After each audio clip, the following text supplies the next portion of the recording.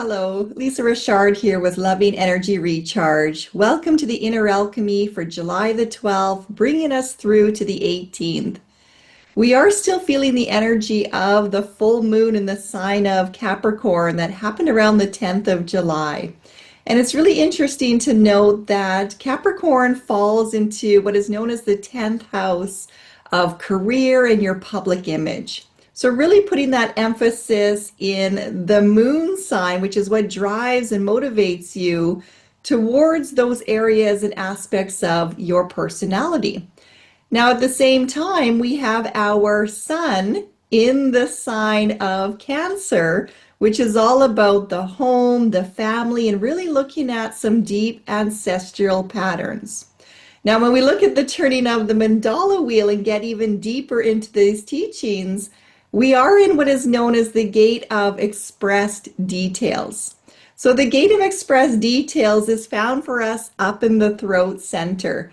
It is how we communicate, and it often comes from a voice of I think.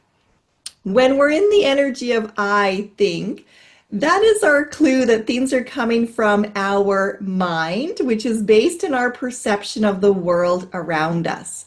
We want to get even deeper into this energy to really extract for ourselves the deeper, higher vibrating energy, the opportunity to get some crystal clarity, and almost like a knife cutting through the fog of your own illusion.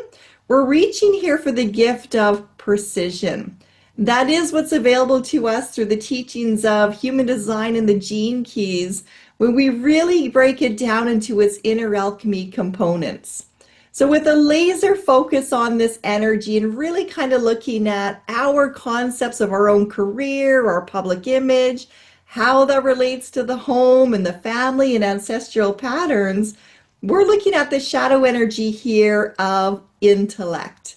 Intellect is where the world has really put a lot of pressure on us to develop the mind, to really lean into the power of needing to have a fact, needing to find proof, needing to fill your head with knowledge, feeling like you're not good enough, you're not smart enough, you don't have the correct credentials to something, and always kind of feeding this lack mentality within self.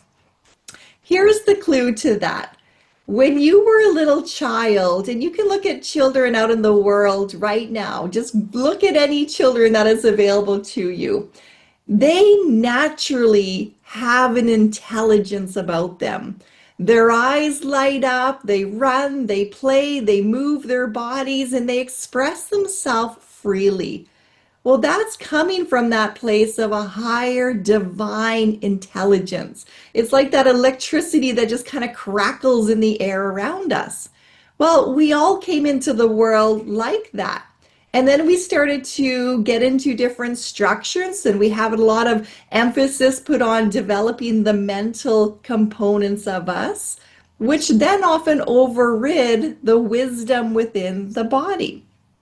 So we have an intellect, which is of the mind. We have an intelligence, which is of the body, your cellular nature, your DNA.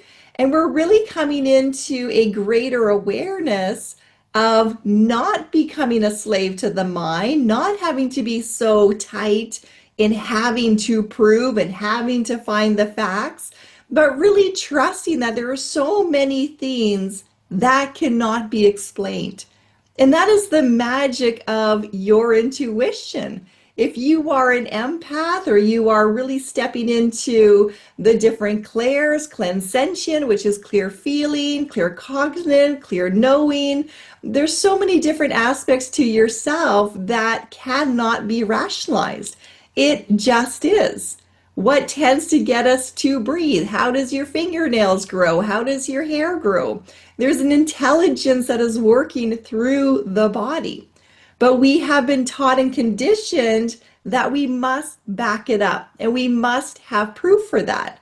Every time we buy into those scenarios, we're overriding that wisdom of the body. So this is your opportunity in the energy right now to really bring yourself back to that divine child who you came in the world as, the one where the eyes were just lit up, the body just knew, you had complete trust and faith in yourself, and you approached everything with a sense of curiosity.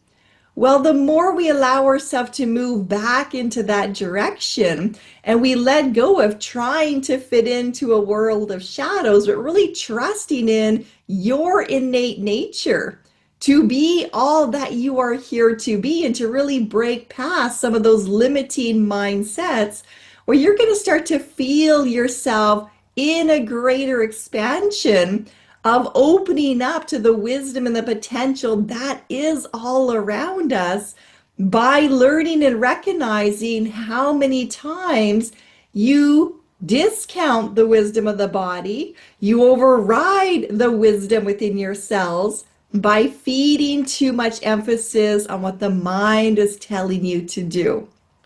So pay attention to how the shadow is arising for you during this energy.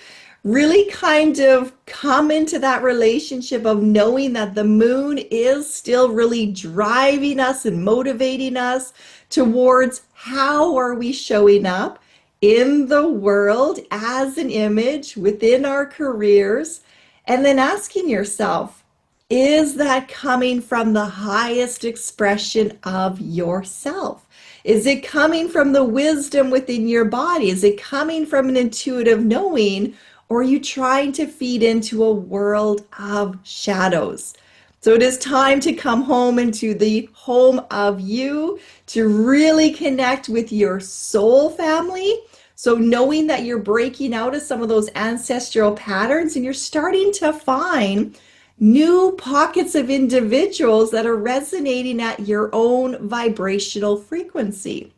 So don't get caught in the fear story of, I can't explain this, or I have to explain this, and trust that everything is as it's divinely meant to be. I send you all so much love. Have fun with this energy. Don't take everything so seriously. Take it with a grain of salt. Use the world as your reflection. And most importantly, spend the time getting to know you. Get to know your human design chart, your gene keys profile. Look into your astrological sign. The more you get to know who you are, the more you're going to discover who you are not. I'm sending you all so much love. Namaste, which means the light in me sees the light in you. Take care.